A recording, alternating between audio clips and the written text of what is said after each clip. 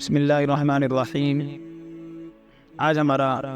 حج تربیتی پروگرام کا سبق نمبر 4 ہے۔ اس کا عنوان ہے کہ حج کے حوالے سے کچھ مفید چیزیں ہیں جو آپ کے سامنے پیش کرنی ہیں، جو حج کے سفر سے پہلے بھی کرنے کی ہیں۔ نمبر 1، حج کے لیے کون سا سامان لے کر جانا چاہیے، کون سا نہیں لے کے جانا چاہیے۔ بہت سارے افراد، بہت سارے لوگ پہلی مرتبہ جا رہے ہوتے ہیں اور وہ بڑے ہی کنفیوژن کا شکار ہوتے ہیں، بڑی پریشانی ان کو لاحق ہوتی ہے کہ کیا چاہیے کیا نہیں چاہیے۔ اس کے لیے ایک تو سب سے بہتر آپ کی آسانی کے لیے میں نے گروپ میں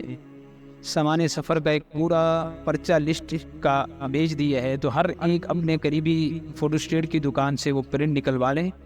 اور وہ پرنٹ ہر جانے والا مرد علیحدہ عورت علیحدہ، مرد اپنی اس سے سامان کی پوری لسٹ تیار کرے، جو چیزیں جیسے جیسے ضرورت ہے وہ سب اس کے اندر لکھا ہوا ہے،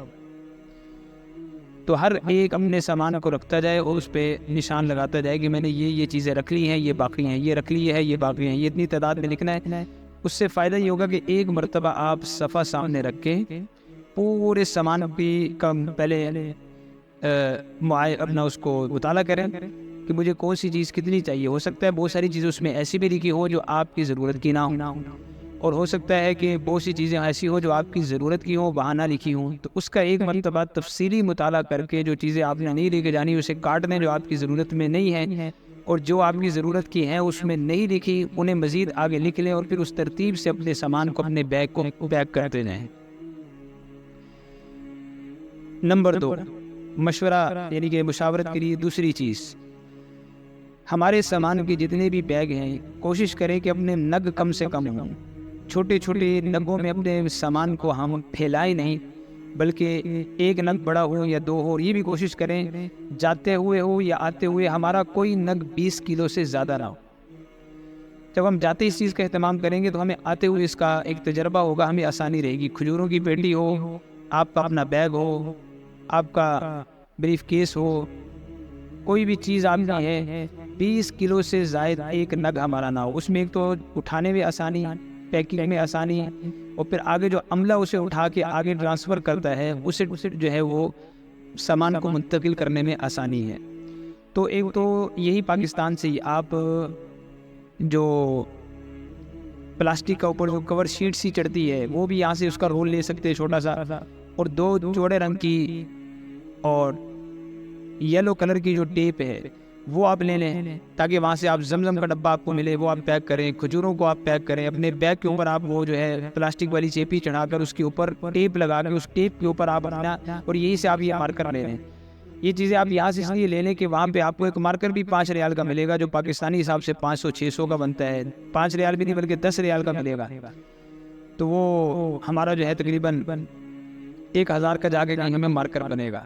تو یہ ساری چیزیں ہم یہاں سے جاتے ہوئے رکھ لیں تاکہ ہم سامان کو خود وہاں پیک کریں اور اوپر اپنے نام لکھیں، اور نام لکھ کے ہم جو ہے یعنی آپ یہ ذہن میں رکھیں کہ آپ کا سامان انہوں نے 7-7 8-8 فٹ کی بلندی سے جہاز سے وہ نیچے آنے والی وین کے اوپر پھینکتے ہیں، وہاں سے پھر وہ دوسرے جہاز میں چڑھاتے ہیں، یا جہاز سے اتارا اس انداز سے جاتا ہے اور واپسی میں پھر اوپر رکھا جاتا ہے، پھر نیچے اتارا جاتا ہے۔ تو یہ ہمارے ذہن میں رہے کہ سامان کو مضبوط انداز سے بند کیا جائے۔ تیسری بات یہ ہے کہ ہم یہاں سے اپنے لیے ریال لے کر جائیں، اور یاد رکھیں کہ کم از کم ہم 200 300 800 500 یعنی کہ اگر ہمیں 500 ضرورت ہے تو کم از کم 800 ریال ہمارے پاس ہو، 800 ریال کی ضرورت ہے تو 1000 ریال ہو، 1000 ریال کی ضرورت ہے تو 1300-1400 ریال ہو،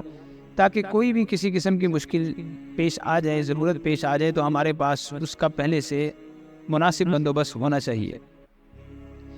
چوتھی بات یہ ہے کہ ابھی ہم حج کے لیے جا رہے ہیں، سب کو بتا رہے ہیں، سب کو پتہ چل رہا ہے، تو اس کے لیے ہم اپنے پاس ایک کاغذ میں لوگوں کے نام لکھتے رہیں،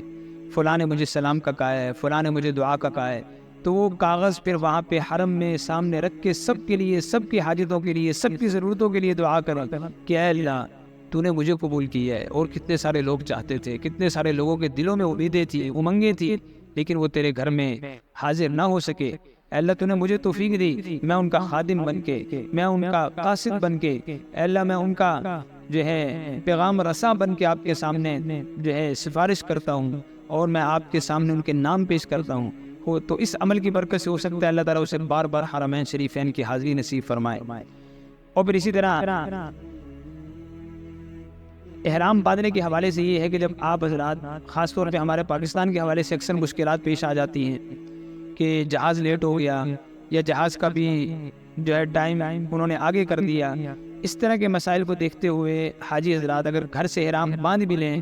تو ایئرپورٹ پر جا کر بھی احرام کی نیت نہ کریں جب تک آپ جہاز میں سوار نہ ہو جائیں، جہاز چلنا شروع نہ ہو جائے تو احرام کی نیت نہ کریں. کیونکہ کئی واقعات یہاں پر سامنے آئے کہ لوگوں نے احرام باندھ لیے، احرام کی نیتیں کر لی اور ادھر سے جہاز جو ہے 3 گھنٹے آدھا دن ایک دن لیٹ ہو گیا. اب وہ جو بیچارے احرام کے اندر بیٹھے ہوئے ہیں اور ایئرپورٹ جو ہے وہ ایک قسم کا سمجھے کہ اگر جہاز لیٹ ہو جاتا ہے تو ایئرپورٹ اور اس طرح کے مواقع ایک قسم کے مہذب نما جیل بن جاتے ہیں. یعنی آپ کے لیے کوئی بسترا نہیں ہے، کوئی آرام کی جگہ نہیں ہے، کوئی بیٹھنے کی کوئی خاص جگہ نہیں ہے، کوئی لیٹنے تک کی جگہ نہیں ہے. 24 گھنٹے آپ ایک بت کی طرح کبھی کھڑے ہیں کبھی بیٹھے ہیں، کبھی کھڑے ہیں کبھی بیٹھے ہیں. تو اس طرح کے مسائل کو دیکھتے ہوئے بہتر ہے کہ آدمی خود اپنی ترتیب ایسی بنائے کہ اسے کسی قسم کا مشقت کا سامنا نہ ہو. لہٰذا وہ احرام کی نیت آپ جہاز میں بیٹھ جائیں، جب جہاز چل پڑے تو اگر زیادہ اور آپ نے افضل ثواب لینا ہے تو جہاز چلنے کے بعد آپ نیت کر لیں. اور اسی طریقے سے کوشش کریں کہ حرمین شریفین میں یہاں سے نیت کر کے جائیں کہ میں بیت اللہ میں جتنے دن میرے مکہ میں ہے میں نے ایک قرآن ختم کرنا ہے، جتنے دن میرے مدینے میں ہے میں نے مدینے میں ایک قرآن ختم کر کے بارگاہ نبوی صلی اللہ علیہ وسلم میں پیش کرنا ہے کہ میں نے یہاں پر ایک پورا قرآن مسجد نبوی کے اندر ختم کیا ہے. تو اللہ تعالی ہمیں تمام اعمال کا اہتمام کرنے کی توفیق عطا فرمائے.